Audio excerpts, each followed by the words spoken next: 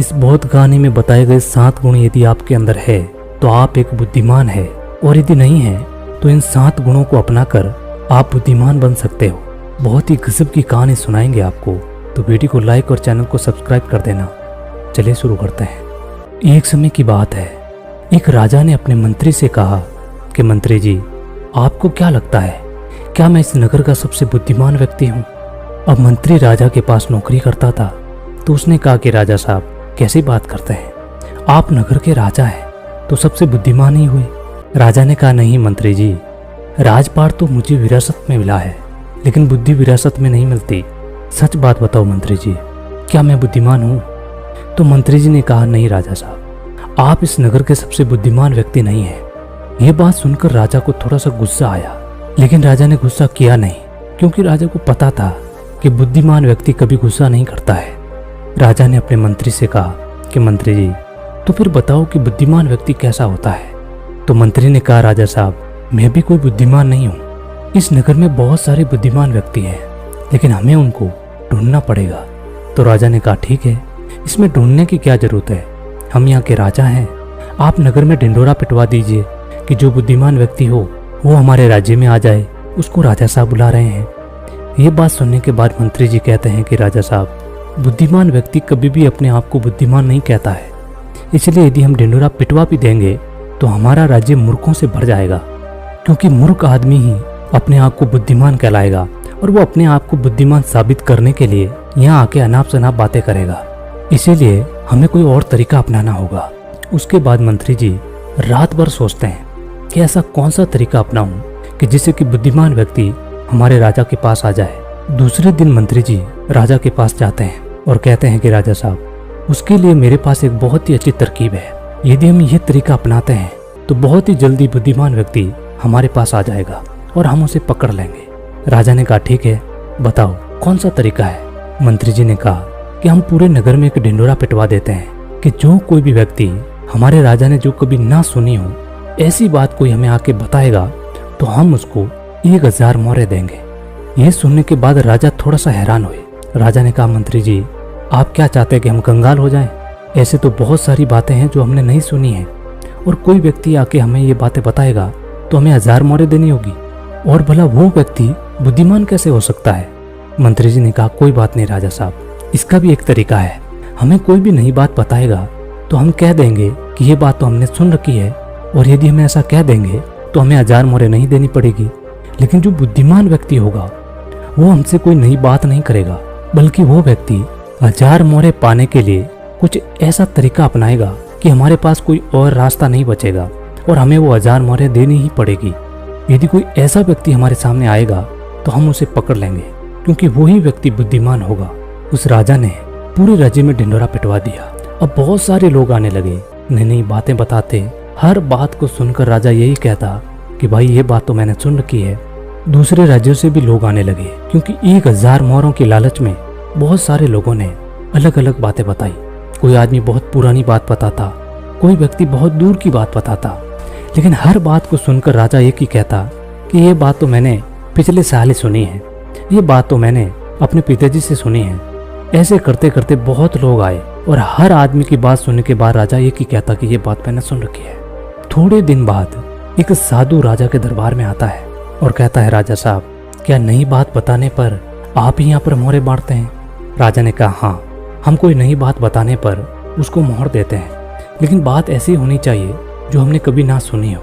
साधु ने कहा ठीक है राजा साहब, ये बात मैंने अपने दादाजी से सुनी है। मेरे दादाजी बताया करते थे कि हमारे परदादा के पास बहुत ज़्यादा धन था, और आपके परदादा जो पृथ्वी सिंह थे वो यहाँ के राजा थे। लेकिन एक बार कुछ ऐसा हुआ था जो शायद आपको पता नहीं होगा। पृथ्वी सिंह जी जब यहाँ राजा थे उस समय हमारे नगर में एक अकाल पड़ा था, जिसके अंदर लोगों को बहुत ज़्यादा नुकसान हुआ और राजपाट में धन की कमी हो गई थी। और मेरे परदादा के पास बहुत ज़्यादा धन था, और आपके परदादा जी मेरे परदादा जी से 2000 सोने की मोहरें उधार में ली थी। मेरे परदादा जी कहा करते थे कि यदि वो पृथ्वी सिंह जी मेरे पिताजी को वो 2000 मोहरें लौटा देते तो हम कभी भी गरीब नहीं रहते।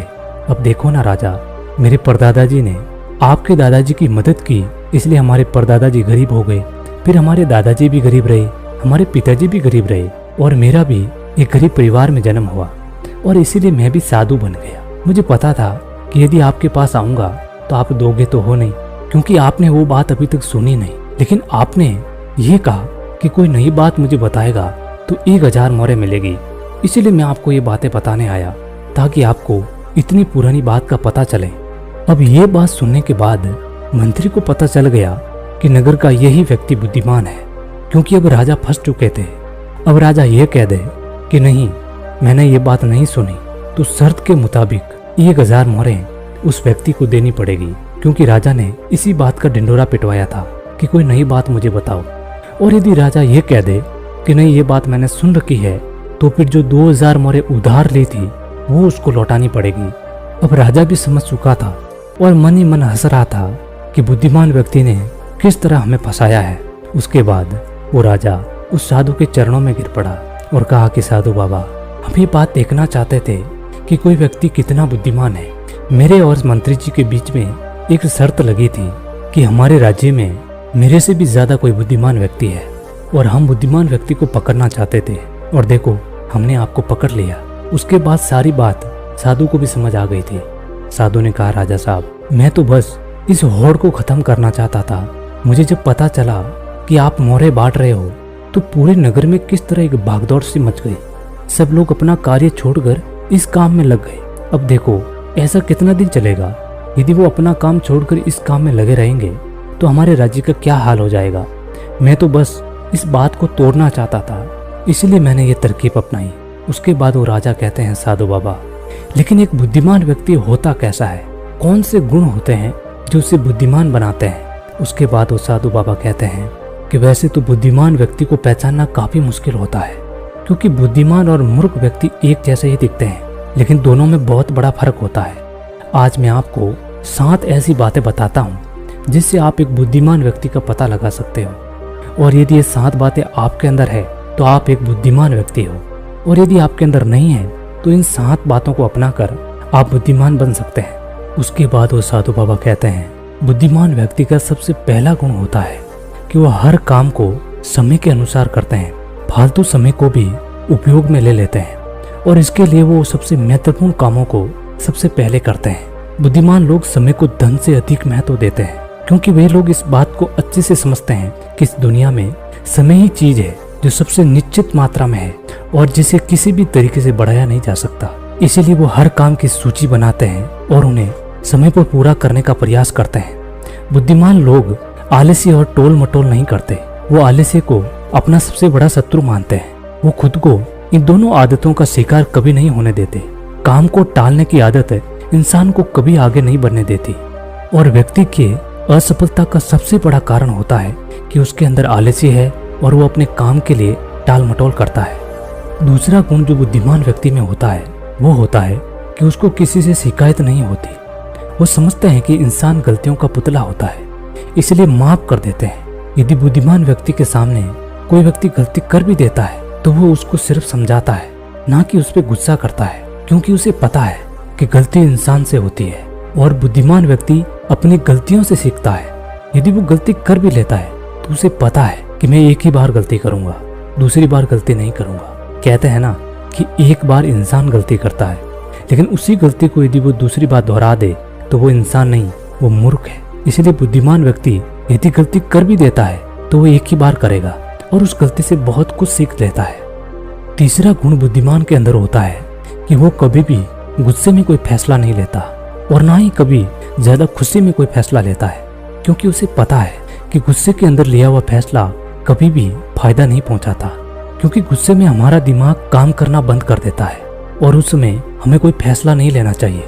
और दूसरी बात है, खुशी में कोई फैसला नहीं लेना चाहिए, क्योंकि जब हम खुश होते हैं तो उस समय हम कुछ ऐसा फैसला ले लेते हैं कि उसका हमें बाद में पछतावा होता है। इसलिए बुद्धिमान व्यक्ति जानता है कि ना तो गुस्से में कोई फैसला लेना चाहिए और ना ही कभी ज्यादा खुश हो उस समय कोई फैसला लेना चाहिए। इसलिए जब कोई बुद्धिमान व्यक्ति फैसला लेता है तो वो बैठकर सोचता है कि इसका क्या परिणाम होगा। वो दोनों परिणाम को देखता है, सही को भी देखता है और गलत को भी देखता है, और उसके बाद ही वो कोई फैसला लेता है। चौथा गुण जो बुद्धिमान के अंदर होता है वो होता है कि वो अपने मन की बातें कभी किसी को नहीं बताते हैं। बुद्धिमान लोग इस बात को जानते हैं कि आज जो हमारा मित्र है वो कब हमारा शत्रु बन जाए पता नहीं चलता। वो अपनी व्यक्तिगत बातें, अपनी कमजोरियां और अपने भेद किसी को नहीं बताते, लेकिन ज्यादातर लोग अपने मन की बातें, अपने घर की बातें, ऐसी बातें जो दूसरों को बताते हैं, उसके बाद वो उन्हीं बातों की वजह से बुरे फंस जाते हैं। उन्हें दुख मिल जाता है, धोखा मिल जाता है, फिर वो उस परेशानी में पड़ के दूसरे लोगों को दोष देते हैं। इसीलिए बुद्धिमान व्यक्ति ऐसा कभी नहीं करता, क्योंकि उसे पता है कि घर के भेद या अपने भेद दूसरों को बताएंगे तो इससे हमारा ही घाटा है, हमें ही नुकसान है। पांचवा गुण जो बुद्धिमान के अंदर होता है, वो सब लोगों से बातचीत करते हैं। ऐसा इसलिए करते हैं ताकि हर किसी का तजुर्बा सीखने को मिल जाए। इस बात को समझते हैं कि किसी भी क्षेत्र का सफल व्यक्ति सिर्फ कुछ ही मिनटों में उन्हें वो बातें बता सकता है जिसे सीखने में सालों लग जाते हैं। एक बुद्धिमान व्यक्ति सफल व्यक्ति के साथ साथ उसकी असफलताओं से भी सीखता है और उन सभी बातों पर अमल करता है जो उसके सीखने लायक हो, क्योंकि एक व्यक्ति यदि अपने जीवन में सीखने की कोशिश करता है तो उसकी उम्र कम पड़ जाती है। ये चाणक्य ने भी कहा है। इसलिए हमें दूसरे व्यक्तियों से सीखना चाहिए, उनकी सफलताओं से भी सीखना चाहिए और उनकी असफलताओं से भी सीखना चाहिए। छठा गुण जो बुद्धिमान के अंदर होता है, यदि वो कोई भी कार्य शुरू कर रहे हैं तो उस कार्य को होने के बाद ही दूसरों को बताते हैं। लेकिन जो बुद्धिहीन व्यक्ति होते हैं वो अपना काम शुरू करने से पहले ही ढिंढोरा पीटना शुरू कर देते हैं। यही उनकी सबसे बड़ी कमी होती है, क्योंकि यदि हम कोई काम की शुरुआत करें और हम किसी दूसरे को बताते हैं तो यदि वो बात हमारे किसी दुश्मन को पता चल गई तो हमें नुकसान पहुंचा सकते हैं, हमारे लिए कोई गलत बातें सोच सकते हैं, जिससे कि हमारे उस कार्य के अंदर रुकावटें आ सकती है। इसलिए बुद्धिमान व्यक्ति अपना कार्य पूर्ण होने के बाद ही लोगों को बताते हैं जब वो कार्य सफल होता है, क्योंकि यदि हम कार्य से पहले ही दूसरों को बता देंगे और यदि हम उस कार्य में असफल हो जाते हैं तो लोग हमारा मजाक उड़ाना शुरू कर देते हैं। इसलिए बुद्धिमान व्यक्ति वो बातें किसी को नहीं बताते। यदि वो सफल होते हैं तभी दूसरों को बताते हैं और असफल हो जाते हैं तो वो किसी को नहीं बताते, ताकि वो फालतू की बातों से बच सके। और सातवां गुण होता है कि बुद्धिमान व्यक्ति कभी भी अपने आप को बुद्धिमान नहीं कहता है, वो हमेशा सीखता रहता है। वो एक शिष्य बनकर रहता है, क्योंकि जब आदमी कोई गुरु बन जाता है तो उसको सीखने की जरूरत नहीं होती, वो दूसरों को सिखाता है। लेकिन बुद्धिमान व्यक्ति कभी भी अपने आप को गुरु नहीं मानता, वो हमेशा अपने आप को शिष्य मानता है, ताकि दुनिया की नई बातें सीखने को मिले। क्योंकि यदि हमें कोई सीखना हो तो हमें छोटा बनना होगा। बड़ा बनकर हम कोई भी चीज नहीं सीख सकते, कोई भी बात नहीं सीख सकते। उसके बाद वो साधु महात्मा कहते हैं कि इसीलिए राजा साहब, आपने इतना अच्छा तरीका निकाला एक बुद्धिमान व्यक्ति को पकड़ने के लिए। यदि आप सीधे ही लोगों को ये बताते कि कोई बुद्धिमान हो और हमारे राज्य में आ जाओ, तो बहुत सारे मूर्ख लोग आ जाते। बुद्धिमान कभी नहीं आता, क्योंकि वो अपने आप को बुद्धिमान नहीं मानता है, और ये बुद्धिमान का सबसे बड़ा गुण होता है। उसके बाद वो महात्मा कहते हैं, राजा साहब, यदि ये 7 गुण आपके अंदर है तो आप बुद्धिमान है, और यदि नहीं है तो आप इनको अपनाकर बुद्धिमान बन सकते हो। उसके बाद वो महात्मा वहाँ से चले जाते हैं। तो दोस्तों, कैसी लगी आपको कहानी? उम्मीद है इस कहानी से आपको बहुत कुछ सीखने को मिला होगा। यदि कहानी अच्छी लगी तो वीडियो को लाइक और चैनल को सब्सक्राइब कर देना। मिलते हैं अगली कहानी में, तब तक के लिए अपना ख्याल रखें।